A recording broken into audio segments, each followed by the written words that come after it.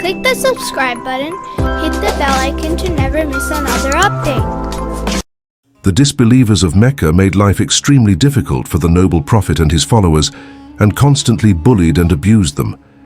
When the hardships became too unbearable, Allah ordered the Muslims to migrate to Medina, a city where they would be safe. Once there, the Prophet, peace be upon him, established an Islamic government and took charge of the affairs of the Muslims who lived there. In a number of battles over time, the disbelievers of Mecca tried to crush the new Muslim community. However, they were never successful. In the 8th year of Hijrah, after the disbelievers broke a peace treaty, the Prophet, peace be upon him, under Allah's orders, decided it was time to free Mecca from its idol-worshipping practices. Thousands of Muslims marched towards Mecca and camped outside the city, completely surrounding it. The people of Mecca were terrified when they saw this and surrendered without a fight. Mecca was conquered without any bloodshed, and not a single life was lost. It was then that the noble Prophet, peace be upon him, asked his companion Bilal to recite the Adhan from the roof of the Kaaba. When the newer converts to Islam saw that a black man, who was formerly a slave, had been chosen for such an honorable task, they were shocked.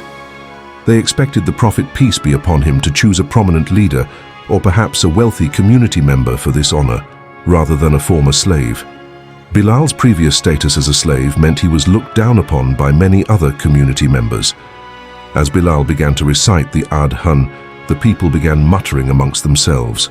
One man sneered, "It's a good thing my father isn't alive to see this day. Looks like the Prophet could not find anyone better than a lowly slave for the task," another mocked.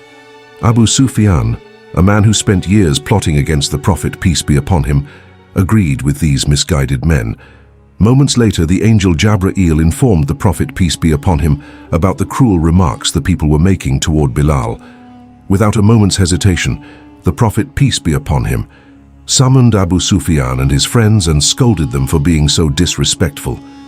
Islam teaches us that we should respect all people, regardless of their skin color, ethnicity, wealth, or social status. A white person's no better than a black person, and a leader is no better than a former slave. These worldly characteristics are not what make a person good in Islam. The Prophet, peace be upon him, explained to them that true goodness is measured by taqwa, which is being constantly aware of Allah. The men realized their prejudice and judgmental behavior was wrong, and immediately went to show Bilal their support and offer their friendship. Bilal was a good and pious man and definitely the right man for the job.